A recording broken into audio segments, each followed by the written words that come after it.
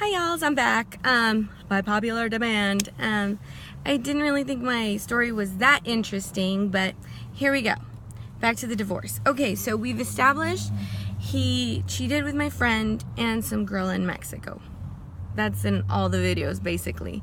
So how did I move on? After the girl in Mexico, it was really hard because with my friend, I chose to believe that nothing had happened and that all it was phone calls. With this chick in Mexico, I knew for a fact it was a sexual, emotional relationship because of the postcards and just the intimate letters, not to mention the Viagra and the condoms in his truck. I mean, not his truck, his car, that my son found. So now, this is when I'm really at my lowest, because now every waking moment of my day is just imagining. Dude, I'm shaking just thinking about it. Just imagining my husband, being physically intimate with somebody else, when our sex life honestly was horrible. Like, there was no romance, there was no passion, no foreplay, no nothing. It was just like, I know a lot of people make fun when I call him a needle dig, but it's a true fact. Sorry, boo-boo, it's the truth. And he was like a 2-minute man. So for me to find Viagra and all this and that, I'm like, dude, who the hell are you trying to impress? Like, here I am, like, always freaking moody and pissed off because my hormones were raging. And here these, this girl's walking around like, oh my God, my man's got it going on. When he, she probably didn't even know he was taking pills, but whatever. So, that was the hardest part, I think, is knowing that now it's not just phone calls. Now he's traveling. Now he's making it a point to be with this chick. I lost so much weight and I looked sick. I was like lethargic. Like, literally, I was just like, all day long, my brain wouldn't think of anything else but how amazing this girl must be, because he went through all this trouble to be with her. Now that I know the whole story, of course, at that moment, this is what I'm thinking.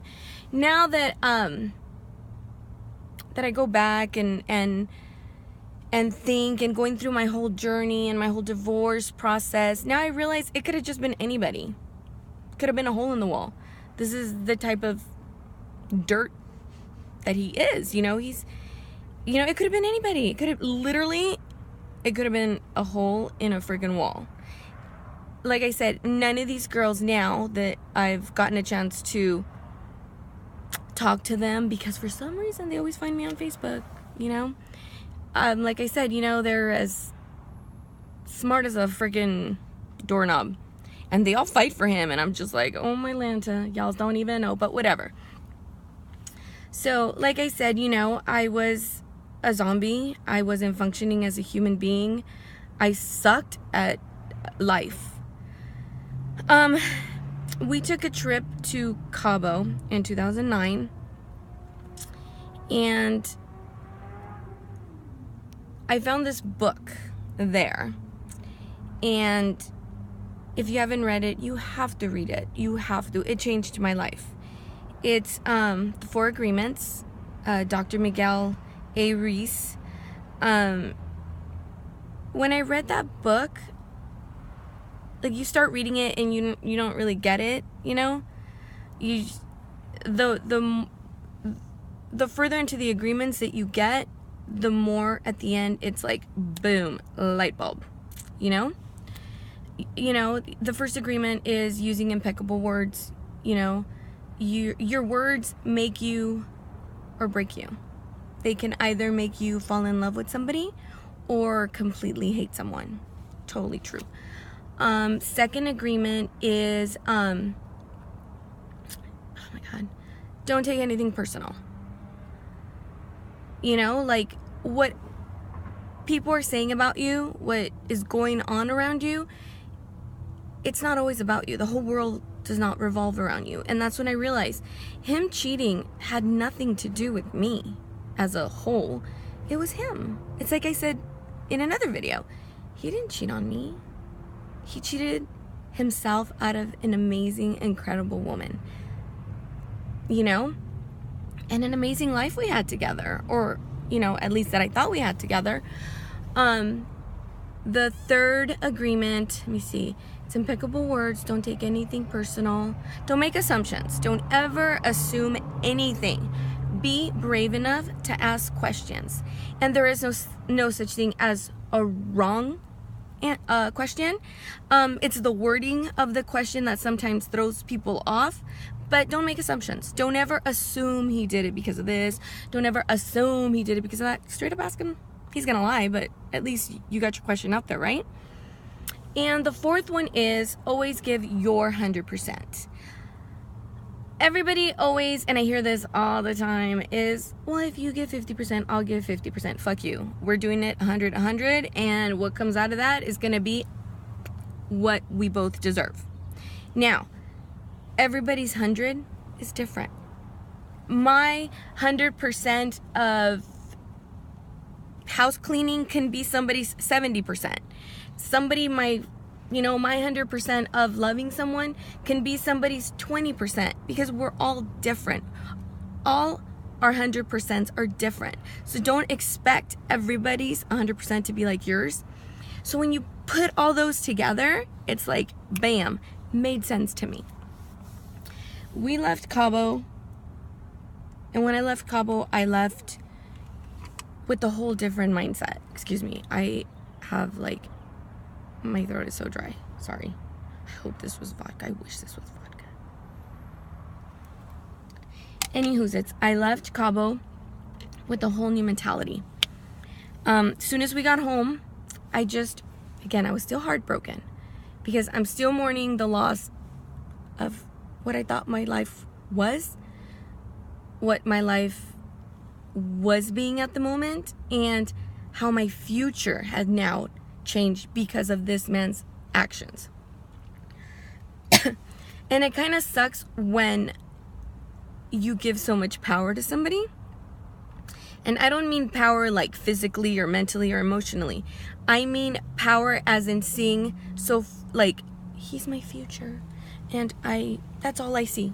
He's my future. Nobody deserves that power. You're the only you should see in your future. Whoever stays, good. And whoever leaves, good riddance. You know, your future and your plans and your goals and your dreams should be about you. Because in the end, you're the only one who is going to be happy or sad about it. Fact. Dude, what is up with my throat? Un momento, por favor.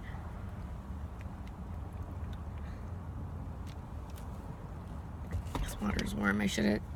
It's so funny. I have 2 water bottles. Let me see.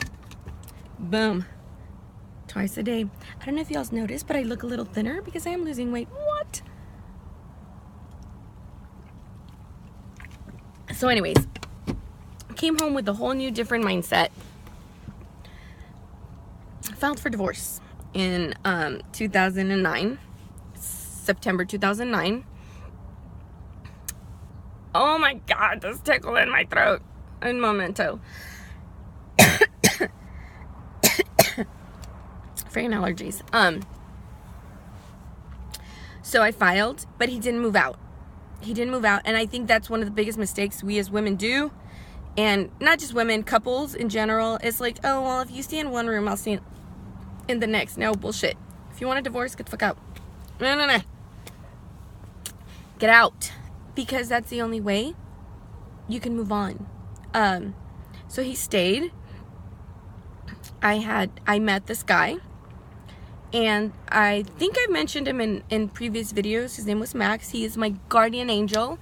If it wasn't for him, I don't know. I probably would have filed for divorce. But hanging out with him, getting treated differently was amazing because I saw different. Now, mind you, when I found out about the girl in Mexico, I remember I'm not a drinker. I wasn't a drinker back then. Now I dabble. I remember drinking 3 shots of Malibu rum, and I'm talking shots from the cap, right? But I was feeling all ballsy. Like, I was like, shit's about to pop off, I'm about to, I remember he pulled up to the garage, and I opened it. I didn't let him pull up. I got in his car, and I'm like, oh yeah, it's do or die now. And here I am thinking we have a life, we have children. This is gonna be easy breezy. And I asked him, is it gonna be me or is it gonna be her? He looked at me. Okay, I'm gonna be him right now. Her. Why didn't I just leave right then and there? No, of course, I still had to do Cabo. I still had to get my eating disorder. I still had to end up in the hospital. I was all anorexic. I suffered from insomnia. I'm over here suicidal. When that would have been my cue to exit the building. But of course, I didn't know any better. Yada, yada. Stupid me. Now, mind you, your story is only going to go, and you're only gonna permit and allow whatever you're willing to permit and allow. It has nothing to do with, you gotta love yourself enough to do this. Love has nothing to do with the shit you allow in your life. Love is a chosen emotion. Okay? There are things in your life that change everything. There are things in your life that will put shit into place. There are things in your life that will break things off. It's life. My hand always gets tired. Your tolerance level, everyone's tolerance level is different. Like I said, there's women that I've seen, like, I caught him talking to somebody at the store, so I left. Good for you, sister. I didn't. It took me years. But mad props to those who are willing to just say bye, because I heard her and I was like, there's no way this fruit lady chick is gonna take my place. It ain't about to pop off. Now tell me, who was the only person that I was hurting? He could care less. He had his cake and ate it too. I was the one that put myself through it. I was the one that allowed somebody to treat me like shit. What does that say about me as a person? Think about it. Like, what does that say about me? I was a fucking idiot. Moving on. So, meet this guy. And when I mean meet, I don't mean like, oh my God, we dated and no. He was an awesome friend. He was going through something similar. And I'm already on minute 13, so I have a feeling this is going to be a 2-parter. He was going through something similar, but, we would have lunch. All of a sudden, he says, hey, maybe you and your kids, we can go bowling, get them out of that atmosphere that they're in. I was like, all right, all for it. And we did. I did start to catch feelings for this guy, like, hello, after going through heartbreak, again, I'm still heartbroken, but I started catching feelings. That was the worst thing I could have done. You have to give yourself that time to mourn. You have to give yourself that time to yell and scream and cry and bite the pillow and throw shit and burn crap. You have to give yourself that moment. It's perfectly normal to break down. It's part of being human. You need to break a couple cups and, run over, a few, like, shit. Like, you just have to. It's part of fucking mourning. So the kids met him. The kids loved him. Oh my God, I'm going into 15 minutes now. Sorry. So, one day, I'm going to cut it right here because I know it's going to break out and then I'm going to be lost in something or another. So I'm going to cut it, boom, and then start again. Okay? Love you guys.